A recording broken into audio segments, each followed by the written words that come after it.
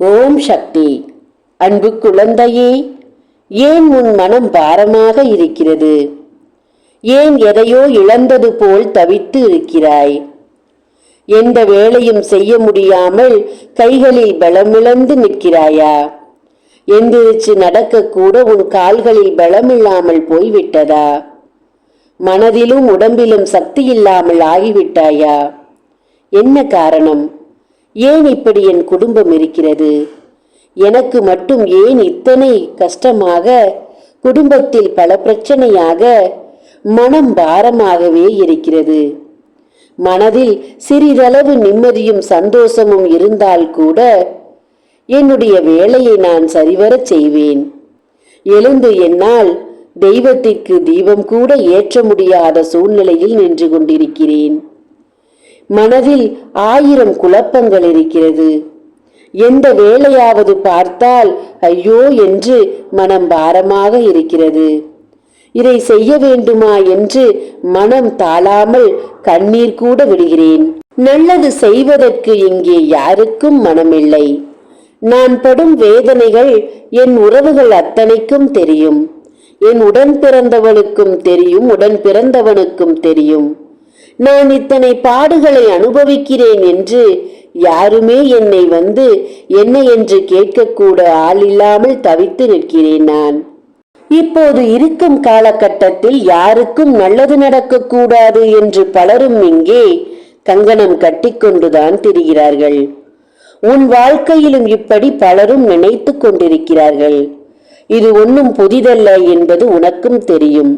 அன்பு பிள்ளையே, உன்னை சுற்றி இருப்பவர்கள் அனைவருமே உன்னை பொறாமை எண்ணத்தோடுதான் பார்த்து வருகிறார்கள் என்றும், நல்ல எண்ணம் கொண்டவர்கள் ஒருவரேனும் உன்னிடத்தில் இல்லை என்பதும் உனக்கு தெரியும். நடந்து முடிந்ததும் உனக்கு தெரியும், நடந்து கொண்டிருப்பதும் உனக்கு தெரியும். இனி நடக்கப் போவது என்னவென்று தெரியுமா? அதற்கு ஒரு புதிய ஆள் இப்போது அறிமுகமாகி இருக்கிறான். இருப்பதெல்லாம் பத்தாது என்று இவன் வேறு அனுதினமும் காலை எழுந்தவுடன் உனக்காக ஒன்றை வேண்டி கேட்டுக்கொண்டிருக்கிறான். அதை பற்றி இப்போது உன்னிடத்தில் சொல்வதற்காகத்தான் வந்தேன் என் தங்கமே. காலம் மிகவும் மோசமானதாக இருக்கிறது.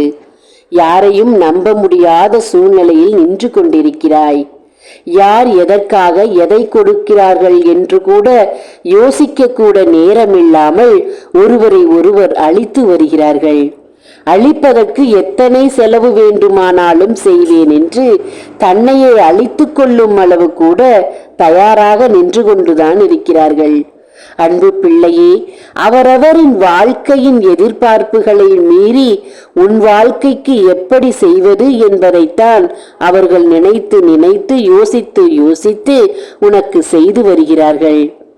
அவர்களின் வாழ்க்கை தரம் குறைந்தால் கூட பரவாயில்லை. ஆனால் உன் வாழ்க்கையுடைய தரம் உயரக்கூடாது என்பதுதான் அவர்களுடைய இறுதியான முடிவு. அதற்குண்டான வேலையைத்தான் செய்தும் வருகிறார்கள். அன்பு குழந்தையே, நான் சொல்வது யாருக்கோ என்று தள்ளிவிட்டு போகாதே. உனக்காக உன்னுடைய வாக்கை எடுத்து வந்த இந்த ஆதி பராசக்தியை மதிக்காமல் போகாதே. ஏனென்றால் இப்போதைய சூழ்நிலை தெய்வத்தை கூட மதிக்க விடாது உன் மனம். ஏனென்றால் தெய்வத்தின் வாக்கை கேட்டுவிட்டால், தெய்வத்தின் வாக்கு உன்னுடைய வீட்டில் ஒலித்து விட்டால் எதிர்மறை எண்ணங்கள் உன் வீட்டிற்குள் வர முடியாதே. அதனால் எதிர்மறை சக்திகள் உன்னை அப்படியே எதையும் கேட்க விடாமலும் நல்லதை பார்க்க விடாமலும் செய்து அதனுடைய எண்ணத்திற்கு இழுத்துச் செல்ல வேண்டும் என்று முயற்சிகள் செய்து வருகிறது. நடந்தது என்ன தெரியுமா? அனுதினமும் காலை ஒருவன் எழுந்து உதிக்கும் சூரியன் முன்னால் நின்று, பிள்ளையே, உன் வாழ்க்கை அழிந்து போக வேண்டும், உயர்வுக்கு வந்துவிடக்கூடாது, அவனுக்கு மேல் நீ நின்று விடக்கூடாது, அவனுக்கு கிடைப்பது உனக்கு கிடைத்து விடக்கூடாது என்று அனுதினமும் எழுந்து சூரிய பகவானிடம் வேண்டிக் கொண்டிருக்கிறான். தங்கமே, இது விளையாட்டல்ல. இது எப்படிப்பட்ட விபரீதத்தை தரும் என்று தெரியுமா? அவனின் எண்ணத்தை அழிக்கத்தான் இன்று நான் வந்திருக்கிறேன். அன்பு பிள்ளையே, தன் குடும்பத்தில் பிரச்சனை இல்லாத வரைக்கும் தான் அடுத்தவர்களின் பிரச்சனையை எதிர்நோக்கி போவான். ஆனால் அவனுக்கு பிரச்சனை வந்துவிட்டால் உன்னை நினைத்து பார்க்க முடியாத எண்ணத்தை அவனுக்கு நான் கொடுக்க போகிறேன்.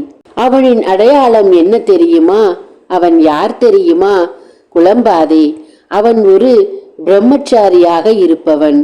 திருமணமாகாத அவன் பிரம்மச்சாரியாக இருந்தால் அவனுடைய வாக்கு பலிக்கும் என்ற எண்ணத்தில் அனுதினமும் சூரிய பகவானிடம் வேண்டிக் கொண்டிருக்கிறான். தங்கமே, எந்த தெய்வமாக இருந்தாலும் நேர்மைக்குத்தான் கட்டுப்படும். ஆனால் அவன் நினைப்பது நடக்காது என்பது அவனுக்கே தெரியாது. சூரிய பகவானிடம் நான் உனக்காக கட்டளையிட்டிருக்கிறேன். யாருக்காகவும் எவரும் எந்த கெட்ட எண்ணத்தோடும் எதை வேண்டினாலும் யாருக்கும் நடத்திவிடக் கூடாது. அது எத்தனை பெரிய பக்தனாக இருந்தாலும் அவனுடைய வேண்டுதலை நிறைவேற்றக்கூடாது என்று நான் கட்டளையிட்டிருக்கிறேன் தங்கமே. ஒவ்வொரு நொடியும், ஒவ்வொரு நிமிடமும், ஒவ்வொரு மணி நேரமும் உன்னை காக்கும் இடத்தில் நிற்கிறேன் இந்த ஆதிபராசக்தி. நடந்ததெல்லாம் போதும். இனிமேல் எந்த இழப்பும் உனக்கு வராது. இருக்கும் கஷ்டங்களும் உன்னை விட்டு போகும். நினைத்த காரியமும் கைகூடும். இன்று இரவுக்குள் நீ எதிர்பார்த்த ஒரு காரியம் உனக்கு வெற்றியடைய போகிறது தங்கமே. உன்னை காப்பாற்றி அந்த பிரம்மச்சாரி இடத்தில் இருந்து உன் விதியை காப்பாற்றி இன்று உனக்கு கொடுக்க போகும் மிகப்பெரிய ஒரு காரியத்தை வெற்றியடைய செய்ய போகிறேன். இன்று இரவு மிகுந்த மகிழ்ச்சியோடுதான் நீ உறங்கச் செல்வாய். இது உன் ஆதிபராசக்தியின் சத்தியம். இந்த வாக்கை கொடுத்திருக்கிறேன். உன் வாழ்வு மாறும் நிமிடத்தில் உன் நம்பிக்கையை எனக்கு காணிக்கையாக கொடு. ஓம் சக்தி. நன்றி.